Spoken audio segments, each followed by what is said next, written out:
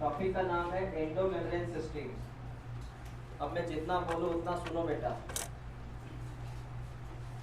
Endomembrane system मतलब मैं आपको क्या पढ़ाने वाला हूं वो देखो। मैं आपको पढ़ाने जा रहा हूं यहाँ पे ऑर्गेनेलीज। मैं आपको क्या पढ़ाने जा रहा हूं बेटा? ऑर्गेनेलीज। ऑर्गेनेलीज जो होती है specially membrane bound organelles.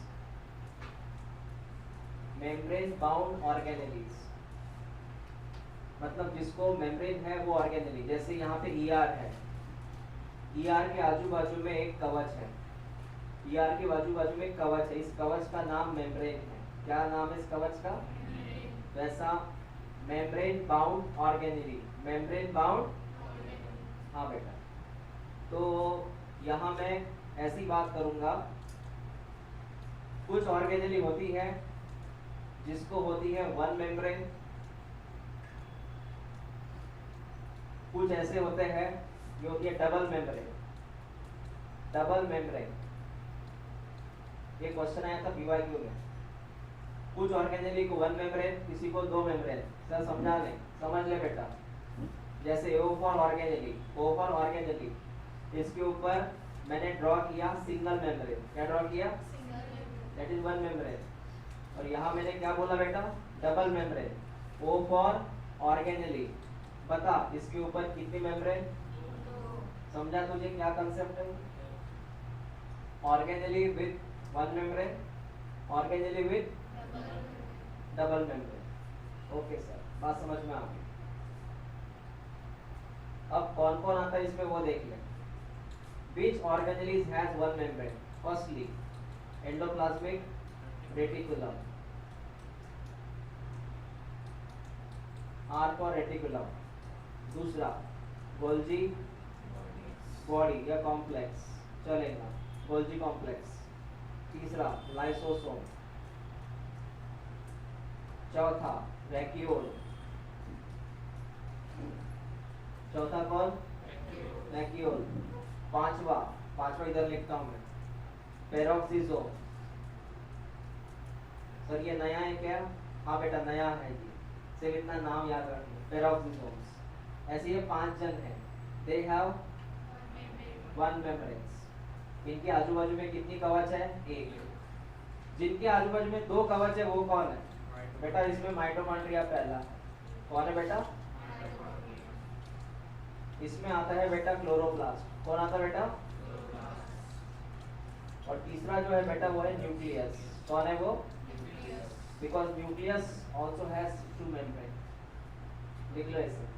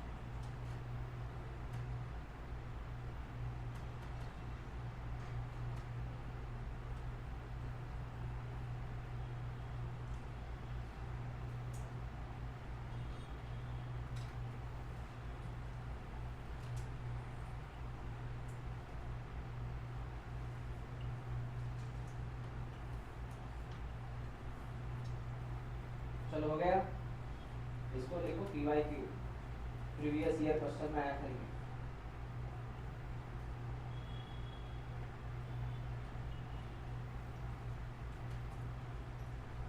Okay sir, समझ में आया, क्लियर हुआ। तुम्हाला बोर्ड डिस्प्ले कहा, हाँ म्हणजे मोठा बोर्ड घ्यायची गरज नाही ना आता।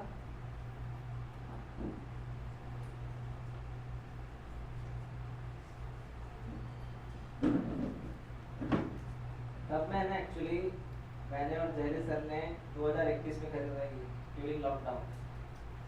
मुझे ऐसा लगा इसका लाइट बहुत आता है, तब पहली बार खरीदा था ना मैं, अमरावती में अवेलेबल नहीं था, कहीं नहीं था, ये लाया था मैं राजस्थान से 2021 में लॉकडाउन के वक्त। ये क्या चीज़ है पता भी नहीं थी, कैसे रन करना भी नहीं पता था, तो इसको पार्सल बुलाया जयपुर सिटी से, जयपुर है ना उधर, हाँ। तब मुझे लगा इसका लाइट बहुत ज़्यादा होगा तो बच्चों को दिक्कत जाएगी, तो फिर मैंने छोटा मंगवाया 75 इंच का। मुझे लगा मुझे प्रॉब्लम जाएगी, इतना नजदीक है तो आके तो गायब भी जाएंगी मेरी, हाँ। तो अभी कुछ एडवांस निकल चुके हैं, लाइट कंट्रोल सब कुछ है इसमें, मतलब अब ठीक है, ये है तो है, देखते कितनी दिन चलता है, बाद में देखेंगे आगे। और दूसरी बात मैं ये कहना था, जैसे मैंने ऑब्जर्व किया अभी एक बेंच पे 4 जन बैठ रहे हैं, बराबर है, एक बेंच पे 4 जन, तो बॉयज में सिर्फ 2 सीट खाली है बेटा, 1 और 2, 1 और 2 ही सीट खाली है, और गर्ल्स में 3 सीट खाली है, एक इधर हो गए 4, इधर 2, बाकी हो गए पैक में, मतलब गर्ल्स में 3 सीट खाली है और बॉयज में 2 सीट खाली है। ये रखना पड़ता है मुझे, क्योंकि मुझे पता है तुम 4-5 महीने जाने दो, बाकी कोचिंग के बच्चे आ जाते, ट्यूशन इंस्टीट्यूट के बच्चे आ जाते, 12वीं में आते, कुछ फीस पेड रहती है उधर तो जल्दी नहीं आते, आ जाते। मैंने ऐसे बोला था, लेकिन मेरी जो 12वीं की बैच है, आपकी इतनी बैच थी, मैंने इतने बच्चे लिए थे, लेकिन जो बच्चा है बाहर से फिर नहीं बोला तो भी सर कुछ तो एडजस्ट करो, बाहर बैठेंगे, चेयर डाल के बैठेंगे। उस बैच में 50 बच्चे बैठ रहे हैं अभी, कितने 50, कभी झगड़ा हो जाता है बैठने को, इसलिए मैंने बोला कि जिसको बोलना है, बेसिक में आ रहे बच्चे उनको बोला मैंने जल्दी सीट कंफर्म करो, एक बार फिर चली गई तो चली गई। ओके, अभी मुझे पढ़ाना क्या बेटा, टॉपिक का नाम है एंडो मेम्ब्रेन सिस्टम। ये तो हेडलाइन लिखा क्या, नहीं लिखा, लिख ले जल्दी, endo membrane system, endo membrane system, endo membrane system. इसका मीनिंग समझाओ सर बेटा, एंडो मेम्ब्रेन सिस्टम, इसका सीधा मीनिंग होता है दिस सिस्टम वर्क टुगेदर, ये साथ में काम करते हैं, एंड कोऑर्डिनेटली। वर्क टुगेदर का मतलब होता है कोऑर्डिनेटली। जब कोई सिस्टम साथ में काम करती है उसको बोलते हैं endo membrane system. What is endo membrane system? The system work together या फिर work coordinately. What is coordinately? Cricket के मैच में पता है ना, सब कोऑर्डिनेटली काम करते हैं।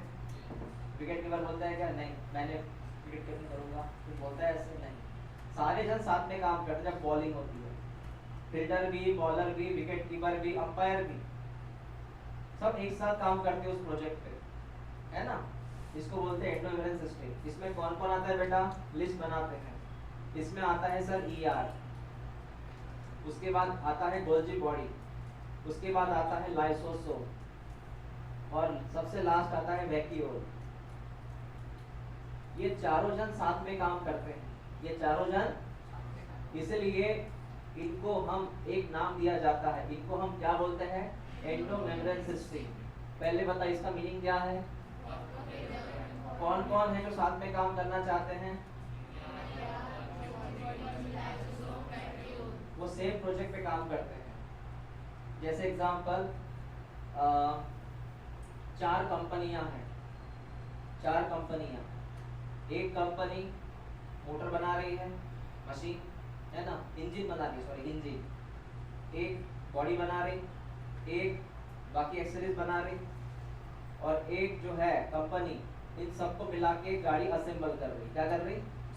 मतलब इधर से लाया, इधर से लाया, इधर से ला रहा है, और एक जगह क्या हो रहा है? वो असेंबल। आपको नहीं लगता वो चारों कंपनी एक ही प्रोजेक्ट पे काम कर रही है ऑन व्हीकल? बराबर है। वो सेम चीज, ये चारों क्या कर रहे हैं? सेम प्रोजेक्ट पे काम कर रहे हैं, टुगेदर वर्क कर रहे हैं। That's why they are the part of endo membrane system. इनके नाम लिख लो बेटा।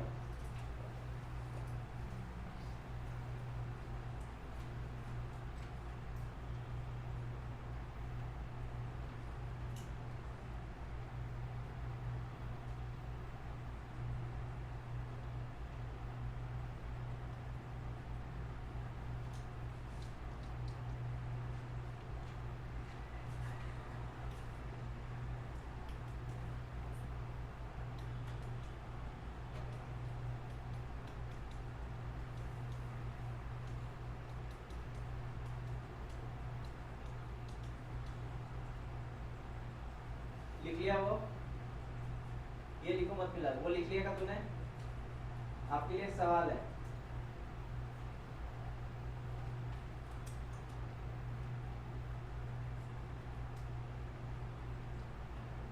हो गया सबका लिखना? ध्यान दो इधर, आपके लिए सवाल है। Endo membrane system has exception case. Exactly क्या बोला मैंने? Endo membrane system has except, इधर देखना बेटा, endo membrane system has ER होता है बेटा, गोल्जी बॉडी होता है बेटा, वैक्यूल होता है। एक्सेप्शन कौन है? ये तेरा आंसर है, ये तेरा आंसर है। समझ में आया? तो इनको छोड़ के अगर कोई नाम आता है बाहर से तो वो एंडो मेम्ब्रेन सिस्टम का हिस्सा नहीं है। इनके नाम याद रखना। एंडो मेम्ब्रेन में सब यही लोग आते हैं और कोई नहीं आता बेटा।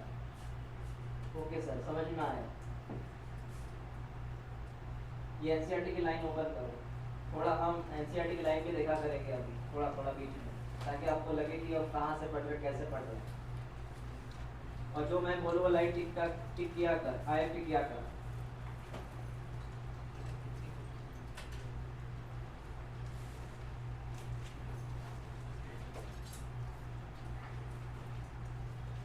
देख बेटा, उन्होंने बोला कुछ ऐसे ऑर्गेनेलिज है, उनका स्ट्रक्चर अलग है, उनका फंक्शन अलग है। कुछ ऑर्गेनेलिज ऐसी है जिनका स्ट्रक्चर अलग है, जिनका फंक्शन अलग है, बट वो किसका हिस्सा है? कुछ ऐसे ऑर्गेनेलिज है जिनका क्या अलग है? इस अलग का मतलब डिस्टिंक्ट होता है, डिस्टिंक्ट का मतलब है अलग। ठीक है? तो कुछ ऐसे ऑर्गेनेलिज है जिनका क्या अलग है? स्ट्रक्चर क्या अलग है, बट वो किसका पार्ट है? क्यों? Because they are coordinated. वो कैसे काम करते हैं? साथ में काम करते हैं। कैसे काम करते हैं? तो एक काम कर, यहाँ से ये लाइन टिक कर, ये तुझे स्टेटमेंट में आ सकता है।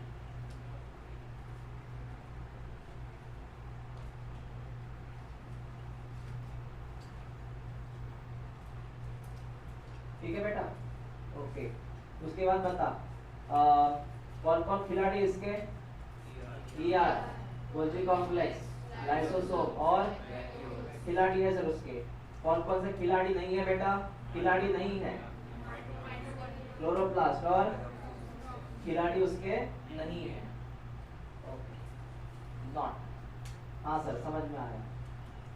ठीक है बेटा, हो गया टॉपिक ये। अब हम आगे बात करते हैं। पहला हेडलाइन लिख, ईआर, एंडोप्लाज्मिक रेटिकुलम।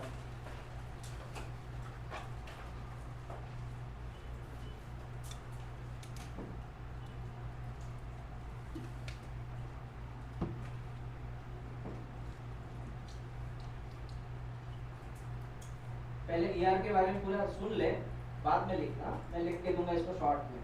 पहले पूरी कहानी सुन ले इसकी।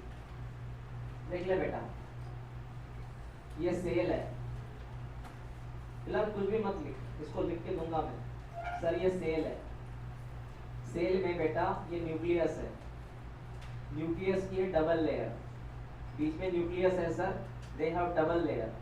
हाँ, ये डबल लेयर जो है बेटा, इसी लेयर से स्पेशली न्यूक्लियस की कौन सी लेयर है? आउटर लेयर, न्यूक्लियस की, और न्यूक्लियस की इनर लेयर, न्यूक्लियस की आउटर लेयर, न्यूक्लियस की बेटा जो आउटर लेयर है ना, वहां से निकलता है ईआर, ऐसे ये निकला ईआर, समझा?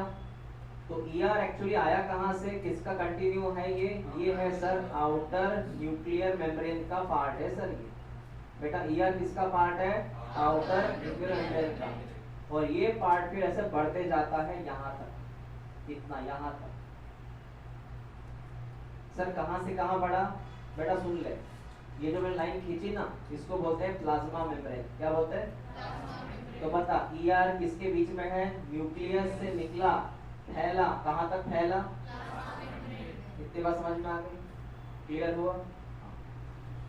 और ये जो है पीले कलर का ईआर बोलते हैं, पीले कलर का ईआर है ये, और ये ट्यूब के समान होता है, ऐसे ऐसे ऐसे होता है, ये ट्यूब के समान, ऐसा ट्यूब के समान होता है, जस्ट लाइक अ ट्यूब, इसके जैसा होता है। ओके, तो पहली बात समझ में आ गई सर। तो पहला पॉइंट लिखते हैं, क्या लिखते हैं? सुन ले, पहला पॉइंट लिख रहा हूं मैं। ईआर क्या है? इट इज द टाइनी मतलब छोटा सा, ट्यूबुलर स्ट्रक्चर या tubular network. It is tiny tubular network, क्योंकि ये टाइनी भी है मतलब छोटा सा भी है, ट्यूब जैसा भी है, और नेटवर्क मतलब एक पूरा ऐसे जाल जैसा बिछा गया है। Tiny tubular network spread from या स्कैटर्ड, स्कैटर्ड का मतलब है फैलना, स्कैटर्ड फ्रॉम न्यूक्लियर मेम्ब्रेन या न्यूक्लियस टू प्लाज्मा मेम्ब्रेन। पता ये कहां से कहां फैला? न्यूक्लियस से निकला, कहां तक? समझ लें, वो पॉइंट लिख लो पहला। It is tiny tubular structure scattered from nucleus to plasma membrane.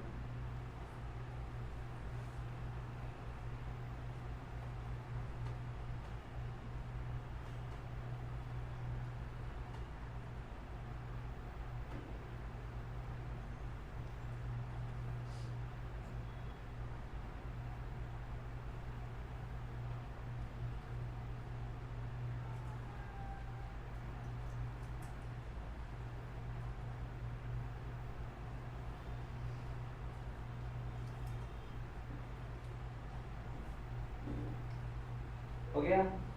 चलो नेक्स्ट, पहला पॉइंट क्लियर हुआ सर। नेक्स्ट पॉइंट की बात करते हैं। सुन ले बेटा, सर ये सेल है, हाँ बेटा ये सेल है, इसके बाद सर ये न्यूक्लियस है, ये न्यूक्लियस है, न्यूक्लियस की दो लेयर है सर, तो जो बाहर की लेयर है ना सर, उसको कंटिन्यू किया ईआर में। अब ईआर का भी केस देख ले, ईआर इतना सा ड्रॉ किया मैंने, फिर इसी ईआर को मैं और एक ईआर कंटिन्यू करता हूँ, तो थोड़ा अलग कलर ड्रॉ करता हूँ इसका। देख ले बेटा, डिफरेंट कलर ड्रॉ कर रहा हूँ मैं इसका। इसमें दो कलर आ गए हैं, दो कलर आ गए हैं। ये जो पीला कलर है ना बेटा, पीला कलर, पीले पे रेड कलर के स्पॉट लगे हैं और ग्रीन पे स्पॉट है नहीं, तो बेटा ये लाल कलर का स्पॉट है ना बेटा, इसको राइबोसोम बोलते हैं। क्या बोलते हैं? और पीला कलर जो है वो ईआर है। कौन है पीला कलर? ईआर। तो मैं इतना बोलना चाहूंगा, इस पीले कलर का नाम है आरईआर। आरईआर का फुल फॉर्म समझा आपको? क्यों बोला इसको अपने rough endoplasmic reticulum? Because this reticulum has the, इस ईआर के ऊपर कौन लगा है? That's why called as rough endoplasmic reticulum. अब ग्रीन कलर देख, इस पे पास कुछ है क्या राइबोसोम? इसलिए simply we call it a smooth endoplasmic reticulum because the absence of ribosome. Is that clear? बात समझ में आ गई? हाँ, तो इसी पॉइंट को मुझे अरेंज करना है. We have 2 points. One is the rough endoplasmic reticulum, second is the smooth endoplasmic reticulum. इन दो में से किसके पास राइबोसोम है? समझा? हाँ. इसको लिखो मत फिलहाल, हम ऐसे लिखेंगे इसको बेटा. ER. ER जो होता है वो 2 तरह का होता है. एक का नाम है RER, एक का नाम है SER. RER के पास कौन प्रेजेंट है? राइबोसोम. यहाँ पे राइबोसोम क्या है बेटा? अपसेट. अब मेरी दूसरी बात सुन. ये तेरा पहला पॉइंट हुआ. दूसरा पॉइंट सुन बेटा. RER जो होता है ना, इसका मेन रोल होता है, मेन रोल जो होता है वो है प्रोटीन सिंथेसिस. इसका मेन काम क्या है बेटा? इस बात को याद रखना. It main work is the protein synthesis. और इस भाई साहब का जो मेन काम है वो है lipid synthesis, lipid and cholesterol synthesis. Cholesterol synthesis, synthesis and secretion. Secretion sir ये तो समझ में आया. सिंथेसिस, सिक्रीशन क्या है? What is synthesis? Banana. What is secretion? छोड़ देना. उस चीज को बना के छोड़ देना. समझा मैंने क्या बोला? उस चीज को बना के छोड़ देना. Same protein synthesis and secretion. हाँ, शब्द समझून गया तुम्हें. What is secretion? छोड़ून देना. What is synthesis? बनाना. तो बना के छोड़ देना.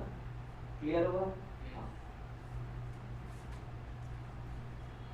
RER आपको उन सेल में ज्यादा मिलेगा जो सेल ज्यादा प्रोटीन बनाते हैं. आपके लिए क्वेश्चन, आपको RER कौन से सेल में ज्यादा मिलेगा? जो सेल क्या बनाता? Maximum protein. क्या बनाता? प्रोटीन. जो सेल मैक्सिमम फैट बनाता, जो सेल मैक्सिमम लिपिड बनाता, उस सेल में तुझे मैक्सिमम कौन मिलेगा? समझ में आया तुझे? क्लियर हुआ? ओके. हाँ सर, ये 2 बातें हो गई.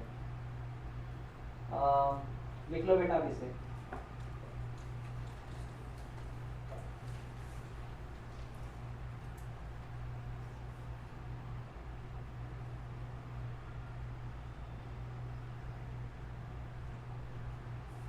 ये लिपिड वाला जो है वो PYQ है और ये प्रोटीन सिंथेसिस भी PYQ है.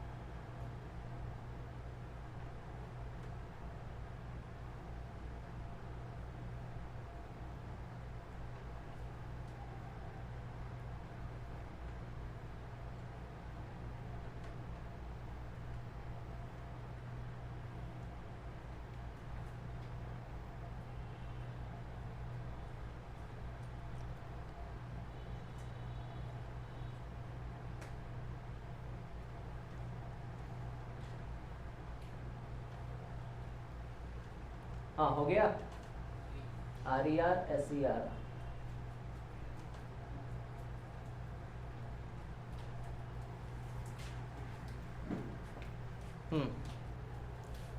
बेटा दोनों PYQ है. मैंने क्या बोला? RER आपको कौन से सेल में ज़्यादा मिलेगा?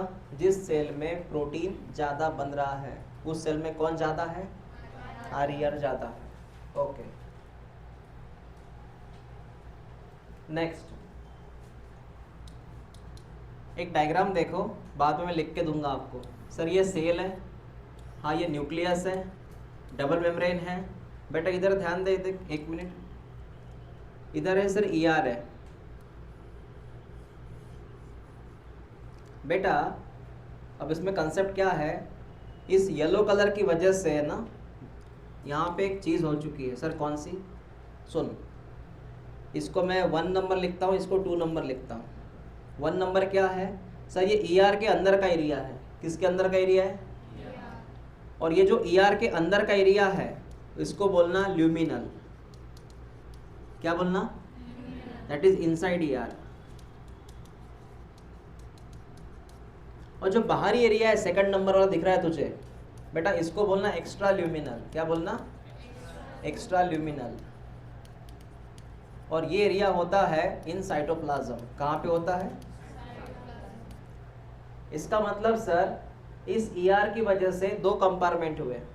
कितने कंपार्टमेंट? एक ER के अंदर वाला कंपार्टमेंट, ER के बाहर वाला कंपार्टमेंट। ER के अंदर वाला कंपार्टमेंट का नाम, इसके बाहर वाले कंपार्टमेंट का नाम। समझ में आया आपको? इसको फिर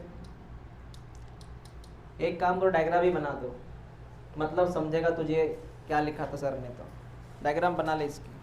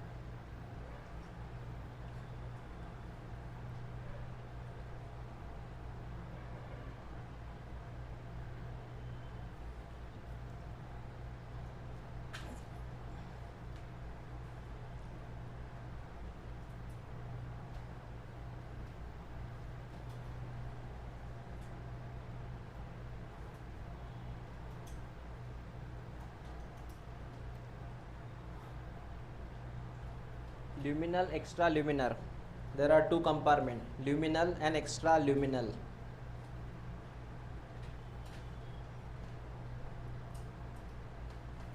चलो यहाँ पे हमारा ER खत्म हो चुका है। ER finish. आपका हो गया लिखना फिनिश? Yes.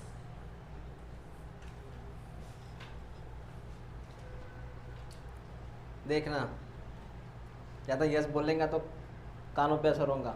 हाँ,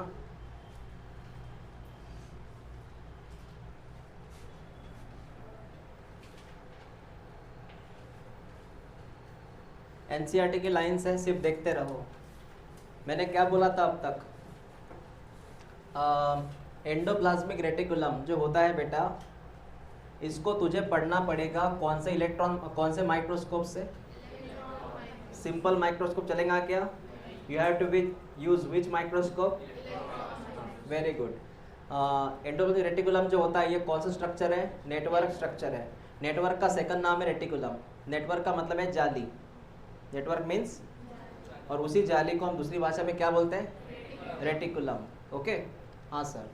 उसके बाद में ER में होते हैं 2 कंपार्टमेंट। ER में होते हैं कितने कंपार्टमेंट? 2 कंपार्टमेंट। पहले कंपार्टमेंट का नाम? हाँ बेटा। सेकंड कंपार्टमेंट का नाम? ओके, हो गए सर 2 कंपार्टमेंट।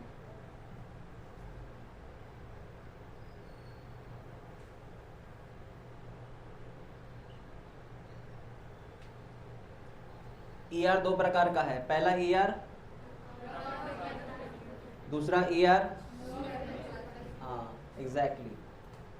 अब एक काम करो, इस पैराग्राफ को IMP करो।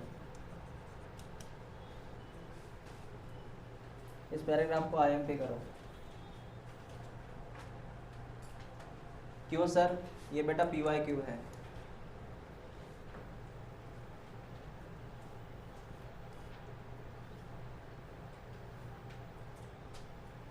समझ लो, मैंने आपको क्या बोला था? जो RER होता है, जो RER होता है, RER जो होता है इसका मेन काम क्या है? RER का मेन काम क्या है? प्लस क्या काम है? एग्जैक्टली बेटा। हाँ, और दूसरी ये बात होता है कि जैसे मैं डायग्राम बनाया था सर, ये न्यूक्लियस है न्यूक्लियस की 2 लाइंस। एक बात बता, मैं आर की बात कर रहा हूँ, I am talking about R जो होता है बेटा, ये किसका कंटिन्यू पार्ट है? देखना बेटा, इसका नाम आर है ना। R is the continue part of outer nuclear membrane. समझ में आया? एनसीईआरटी को है ना ऐसे पढ़ना है, अच्छे से पूरी तरह से इसको पढ़ना है। उसके बाद में एसईआर की बात कर ले बेटा। एसईआर जो होता है इसका मेन काम क्या है? Lipid synthesis. क्या काम है? प्लस और एक काम था उसका, कोलेस्ट्रॉल। क्या काम था? तो किताब में टिक कर, कोलेस्ट्रॉल को उन्होंने बोला है steroidal hormone, that is called as cholesterol. इसी का नाम होता है cholesterol, that is steroidal hormone. इसके एग्जांपल लिख ले एनसीईआरटी से ही। Sir which are the steroidal hormone in animal body? इसका एग्जांपल है टेस्टोस्टेरॉन। बता कहाँ रहता है ये, मेल की female? Are you sure? Estrogen, estrogen female, progesterone, इनको कॉमनली बोलते हैं स्टेरॉयडल हार्मोन। ये बनता है एसईआर में।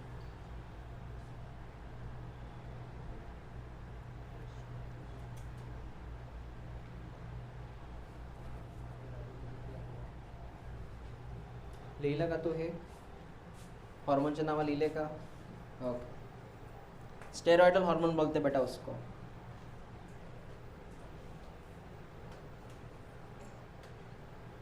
ओके सर, मतलब एनसीईआरटी भी हमने कवर कर ली, जो आपने लिख के दिया वो भी कवर हो गया।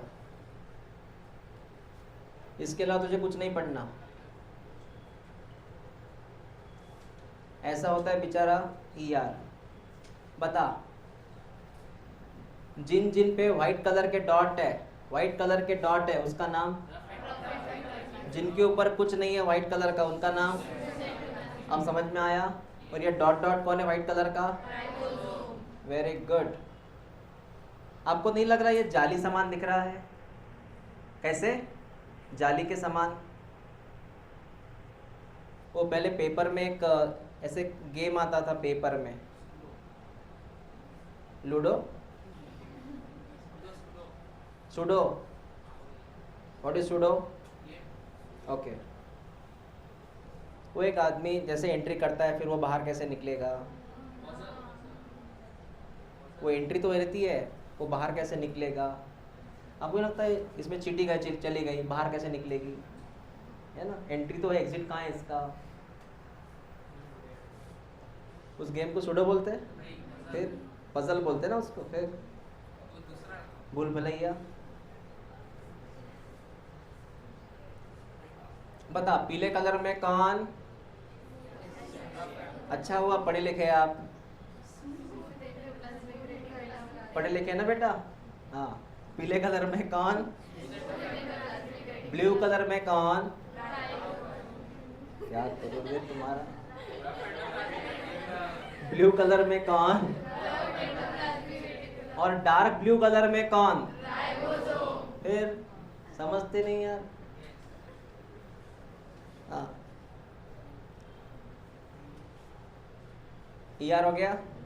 हाँ, तो 10 मिनट में यह हो जाता, फिनिश करते बाद में। लिखो headline, Golgi apparatus. Golgi, Golgi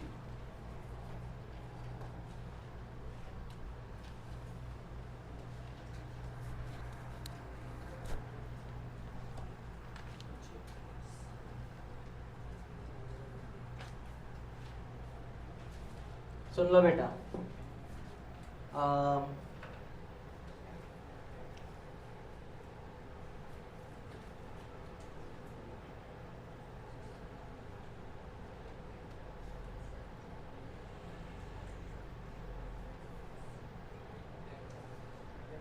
NCERT open किया ना आपने? पहले कुछ बातें यहीं टिक कर लेता हूं मैं। गोल्गी बॉडी या गोल्गी एपरेटस, इसका नाम कैसे आया सर? बेटा इसका नाम आया साइंटिस्ट से। साइंटिस्ट का नाम है कैमिलो गोल्गी। क्या नाम है? कब की बात है ये? उन्होंने क्या किया था, उनको एक चीज़ ऑब्जर्व हुई, ये जो न्यूक्लियस होता है, न्यूक्लियस, ये सेल है बेटा, और सेल के पास एक न्यूक्लियस, न्यूक्लियस के पास उनको एक डार्क बॉडी देखने को मिली, न्यूक्लियस के पास उनको एक डार्क बॉडी देखने को मिली। उन्होंने बोला न्यूक्लियस के पास एक डार्क कलर की बॉडी है, ऐसा धब्बा है वो न्यूक्लियस के पास, डेंसली स्टेन, मतलब एक डार्क कलर की बॉडी उन्होंने ऑब्जर्व की। बाद में उस बॉडी को उन्होंने थोड़ा कलर लगाया तो उनको पता चला कि वो बॉडी जो होती है बेटा, जो बॉडी जो होती है, उनको नाम क्या लिखा, उनको बॉडी दिखाई दी तो खुद का ही नाम चिपका दिया। खुद का नाम क्या था उनका, सरनेम क्या था उनका, बस लगा दिया, गोल्जी बॉडी, है ना। हाँ, तो ऐसा एक हिस्ट्री है इनका। तो उनको एक धब्बा दिखाई दिया, धब्बे के खुद का ही नाम लगा दिया, बॉडी, कौन सी बॉडी, गोल्जी बॉडीज। ओके, एक काम करना, एनसीईआरटी में ये लाइन जरा टिक करना, नियर द न्यूक्लियस। उनको ये धब्बा कहाँ किसके नज़दीक देखने को मिला, न्यूक्लियस के नज़दीक देखने को मिला। ओके, एक्चुअली उन्होंने देखा क्या सर, उन्होंने वहां पे देखा बेटा डिस्क शेप और सिस्टर्नी, ऐसा देखा। ये क्या होता है, इसकी डायग्राम बनाता हूँ, सुन ले। उन्होंने क्या देखा, उन्होंने इस तरह की डायग्राम देखी, उन्होंने इस तरह की डायग्राम देखी बेटा, उन्होंने इस तरह की डायग्राम देखी। सर इसको क्या बोलते हैं बेटा, इसको बोलते हैं सिस्टर्नी। क्या बोलते हैं, इनका नाम है सिस्टर्नी। क्या नाम है इनका, सिस्टर्नी। ये टिक किया वहां पे, इनका नाम है बेटा सिस्टर्नी। क्लियर हुआ मैंने क्या बोला, तो इनका नाम है सिस्टर्नी। और इसका मेजरमेंट भी लिखा है यहाँ पे, इसका मेजरमेंट भी लिखा है यहाँ पे सिस्टर्नी का। अगर आप सिस्टर्नी को अरेंज करेंगे तो कैसे करेंगे, देखो, they are parallel to each other, they are, एक में को कैसे है ये, 1 2 3 4 ऐसे है ना, they are parallel to each other. ये स्टैक क्या है सर, स्टैक का मतलब एक के ऊपर अरेंज, एक के ऊपर अरेंज है, parallel to each other. Okay, तो यहाँ तक बात समझ में आ गई, क्लियर हुआ। अब मैं मेरी बात करता हूँ, बता गोल्जी बॉडी को किसने डिस्कवर किया, कब किया, हाँ, सुनते जाओ समझते जाओ। सर ये सेल है, हाँ बेटा ये सेल है, सेल के पास ये न्यूक्लियस है, न्यूक्लियस है, न्यूक्लियस के बाद ये डबल मेम्बर न्यूक्लियस है, इसके बाद शुरू होता है सर ER, एक छोटा सा हिस्सा ER का था, हाँ बेटा ये ER है, ये छोटा हिस्सा ER का है। उसके बाद बेटा यहाँ पर आती है गोल्जी बॉडी इस तरह से,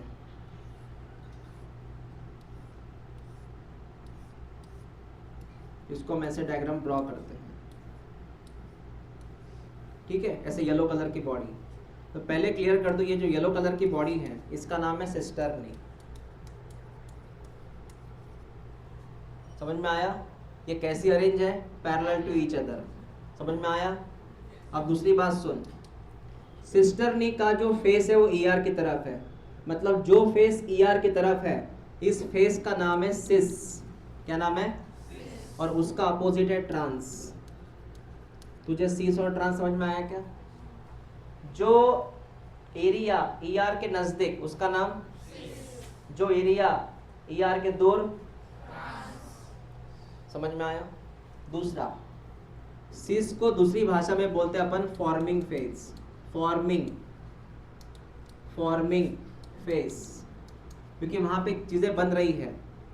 और इसका जो नाम है वो है मैचुरेशन फेज, मैचुरेशन फेज। दो नाम रट लो बेटा, बोल, ER के नजदीक, ER के दूर, सिस को हमने और क्या नाम दिया, क्योंकि यहाँ पे चीजें बन रही हैं और यहाँ चीजें मैच्योर हो चुकी है। इतना क्लियर हुआ। दूसरा बोल, ये जो आकार दिख रहा तुझे, आकार ये ऐसा है ना बेटा, कैसा है, ऐसा, तो इसको तो बोलेगा कॉनकेव, सॉरी कॉन्वेक्स। क्या बोलेगा, तुम्हारा वाटत नहीं है, कॉन्वेक्स आकार है, यहाँ दिख नहीं रहा है कौन सा आकार है, ये कॉन्वेक्स। उसके हिसाब से ये कौन सा आकार है, वेरी गुड, कौन सा आकार है, कॉनकेव। इतने नाम IMP है बेटा ये with location. Is that clear? Draw कर लो इसे। सीस, ट्रांस, कॉनकेव, कॉन्वेक्स।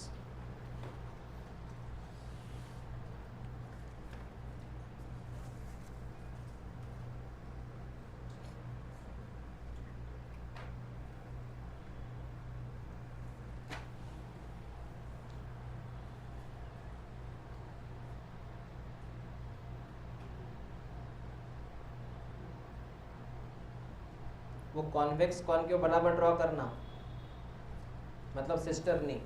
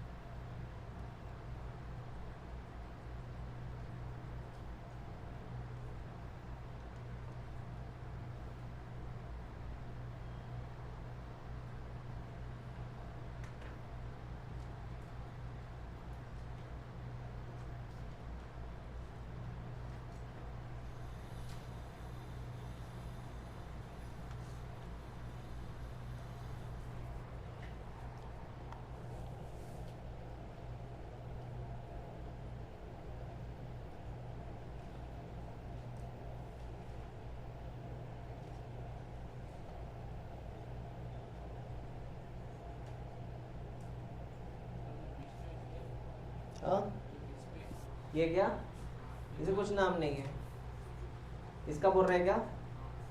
नहीं, ये तो बीच वाले नाम है, इसका कोई नाम नहीं है।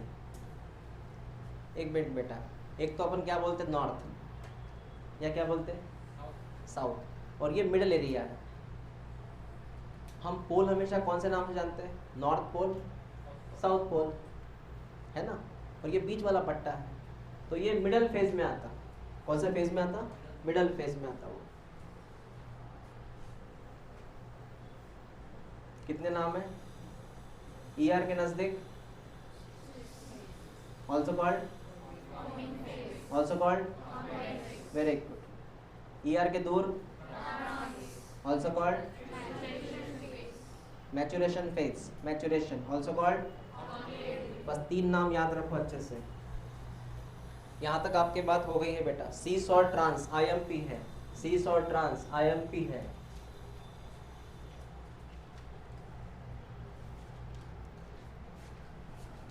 इसके ऊपर पूरा पैराग्राफ है, देख ले NCERT में क्या क्या लिखा है। एक है फॉर्मिंग फेज, एक होता है मैचुरेशन फेज, एक होता है कॉन्वेक्स सीस और फॉर्मिंग फेज, एक होता है कॉनकेव ट्रांस और कौन सा फेज बेटा? Maturation phase. ओके। और उन्होंने और एक चीज बोली है हमें, सर कौन सी? सुन ले। ये सीस वाला जो एरिया है ये ट्रांस से जुड़ा हुआ है, दे आर इंटरकनेक्टेड, मतलब दे आर इंटरकनेक्टेड, वो अंदर से एक मेक को कनेक्टेड है, अंदर से एक मेक को। जैसे एग्जांपल, रेल का फर्स्ट डिब्बा और रेल का लास्ट डिब्बा, आपको नहीं लगता अंदर से कनेक्टेड है? होता है ना कभी कभी। अब फोन करके बोलते कौन से डिब्बे में? फर्स्ट नंबर, बेटा 10वें नंबर में आ जा। आप बाहर से उतर के आते कि अंदर से चले जाते? रेल अगर चल रही हो तो जाते ना अंदर से। दे आर मतलब दे आर इंटर कनेक्टेड। तो ये सब के सब एक में के कैसे है बेटा? Inter connected. ये इससे कनेक्ट है, ये इससे कनेक्टेड है। ओके, यहाँ तक बात हो गई। अब गोल्जी बॉडी का वो बोलेंगे फंक्शन क्या है। नेक्स्ट पैराग्राफ देख ले।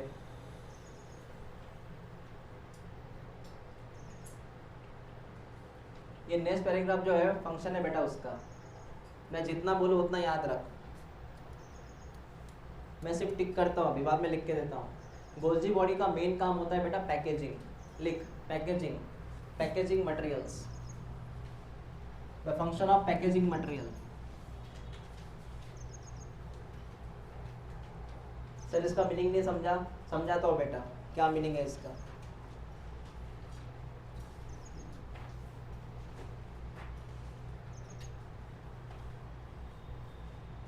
सुन ले अभी, व्हाट इज पैकेजिंग, क्या होता है। देखो इधर, सर ये सेल है, हाँ बेटा सेल है, ये न्यूक्लियस है, हाँ सर ये ER है, हाँ बेटा ER है। अब ये है गोल्जी बॉडीज, ये है गोल्जी बॉडीज, ठीक है, मैंने इतना ही ड्रॉ किया। ये करता क्या है गोल्जी बॉडीज, एक काम करते हैं बॉक्स ड्रॉ करते हैं, समझेगा नहीं तो वैसे। ये गोल्जी बॉडी है, ये गोल्जी बॉडी क्या करती, उसके अंदर जो मटेरियल है बेटा, उसके अंदर जो मटेरियल है, इस मटेरियल को वो पैक करती है एक छोटे से डिब्बे में। इस डिब्बे का नाम है वेसिकल। क्या नाम है इस व्हीकल का, वेसिकल मतलब व्हीकल। तो गोल्जी बॉडी ने इस मटेरियल को उसके पास जो मटेरियल है, इस मटेरियल को सीधा इसके अंदर भर दिया। That is called as packaging, that is called as. आप कैसे किस चीज़ को पॉलिथीन बैग में पैक कर देते हो, भेज देते हो, पैक कर देते हो, भेज देते हो, है ना। जैसे घरगुती चिवडा असतो ना, चिवडा बनवला, इथे हे आणले काय असतं ते बॅग्स वगैरह, मारायचं स्टेपलर मारायचं, चलो डिलीवर्ड। ऐसा मटेरियल को बेटा कहाँ भरा और भेज दिया। कहाँ भेजा सर, दो जगह। एक, इस वेसिकल को तू भेज PM के पास, व्हाट इज PM, या फिर सीधा इसको बाहर भेज दे सेल के बाहर। एक तो इसको कहाँ भेज, या फिर सीधा कहाँ भेज, सेल के बाहर भेज दे। ओके, यही मैं यहाँ पे टिक करके देता हूँ, टू बी डिलीवर्ड। सर ये मटेरियल कहाँ भेजना, एक तो सेल के अंदर भेज दे या सीक्रेट आउटसाइड द सेल। सुन बेटा, सुन मेरी बात सुन, तूने मटेरियल पैक किया ना, ये पैक किया मटेरियल तो कहाँ भेजेगा, एक तो सेल के अंदर जिसको जरूरत है वो ले लेगा, या सीधा उसको कहाँ भेजेगा, सेल के बाहर। समझला तुम्हाला। तो गोल्जी बॉडी का मेन काम क्या है, पैकेजिंग ऑफ मटेरियल। पैकिंग के लिए उसने किसका इस्तेमाल किया, और ये वेसिकल जो होता है दो जगह जा सकता है, एक तो सेल के अंदर जहाँ उसकी जरूरत है, ये लाल कलर की जरूरत जिसको है वो ले लेगा, या फिर सीधा वो कहाँ जाएगा, बाहर जाएगा। बाहर जाके ऐसे वोमिटिंग कर देता है, वो गया मटेरियल बाहर, वोमिट कर दिया उसने, गया मटेरियल बाहर, ऐसा। हाँ सर क्लियर हुआ ये। अब इसकी दूसरी बात सुन, मैंने क्या बोला, ये जो पैकेजिंग होता है ये बेटा कौन से फॉर्म में होता है, वेसिकल के फॉर्म में होता है। तुझे इतनी कहानी समझ में आ गई, हाँ या ना। कहानी अब अधूरी है इसलिए मैं बोल रहा हूँ, कहानी अधूरी इसलिए है, इसको थोड़ा मैं 2 मिनट में कंप्लीट करता हूँ, नहीं तो अधूरी कहानी वो भटकती रहेंगी आत्मा जैसी। देख, न्यूक्लियस के पास कौन था बता, ER था। ER के नजदीक, ER के दूसरा कौन रहता, अब मेरी बात सुन, ER का मेन काम रहता है प्रोटीन बनाता है। ER क्या बनाता, कौन सा ER, RER, बराबर है, कौन सा ER, ये प्रोटीन बनाता है बेटा। अब होता क्या है सुन, इसने प्रोटीन बनाया और उसी के नजदीक और एक ER था, SER। क्या था, SER, और इसका नाम है RER, इसका नाम है RER। कहानी क्या है सुन बेटा, SER क्या बनाता है, लिपिड। तो होता क्या है, SER जो होता है इसके पास भी एक वेसिकल है, इसके पास भी एक वेसिकल है। ओके, तो इस वेसिकल में इसने प्रोटीन को भेजा, इस वेसिकल में इसने लिपिड को भेजा। अब ये दोनों वेसिकल जो है लिपिड और प्रोटीन को लेके इसके पास आते हैं, इसके पास आते हैं, और लिपिड और प्रोटीन जो होता है इसके अंदर वो ऐड कर देते हैं, प्रोटीन गया और लिपिड गया। मतलब देख, RER ने क्या बनाया, और वेसिकल के जरिए, वेसिकल मतलब बेटा एक नैनो कार जैसा होता है ना, इधर का उधर, उधर का इधर। तो प्रोटीन जो होता है उसको यहाँ हटाना पड़ता है। प्रोटीन को कौन कैरी किया, वेसिकल। कहाँ लेके उसने डिलीवर्ड किया, हाँ, इसने क्या बनाया, सेम चीज कहाँ डिलीवर्ड किया। अब गोल्जी बॉडी क्या करेगा, इन दोनों में चेंजेस करेगा, प्रोटीन और लिपिड को मॉडिफाइड करेगा। क्या बोला मैंने, प्रोटीन और लिपिड को मॉडिफाइड करेगा, और मॉडिफाइड करके वापस एक वेसिकल बनाएगा। मैं वही कहानी दोहरा रहा हूँ, जैसे कि ये प्रोटीन और लिपिड मॉडिफाइड हुआ और प्रोटीन और लिपिड मॉडिफाइड उसने यहाँ भर दिया वेसिकल में। अब मैंने कहानी तुझे बताई थी, एक तो ये वेसिकल सेल के अंदर घूमेगा या वेसिकल ये वो कहानी अब क्यों लगी, वो पहले मैंने आपको ये कहानी बताई, बाद में इसको जोड़ा, ये कंटिन्यू कहानी हो गई, ये पार्ट 2 पार्ट 1 कर लेगा कहानी का है तक। तो ये कौन सी कंपनी है, ये कौन सी कंपनी, इसने क्या बनाया, इसने क्या बनाया, दोनों कच्चा कच्चा माल बनाया और इसको उन्होंने सीधा किसके पास भेजा, गोल्जी बॉडी ने उसको पूरी तरह से मॉडिफाइड किया और मॉडिफाइड करके वापस कहाँ पे पैक किया, वेसिकल में। और ये वेसिकल कहाँ जाएगा, एक तो सेल के भीतर या फिर सेल के सब। कहानी खत्म। ठीक है, ओके। इस पैराग्राफ को मैं कल रीडिंग करके दिखाऊंगा, ठीक है।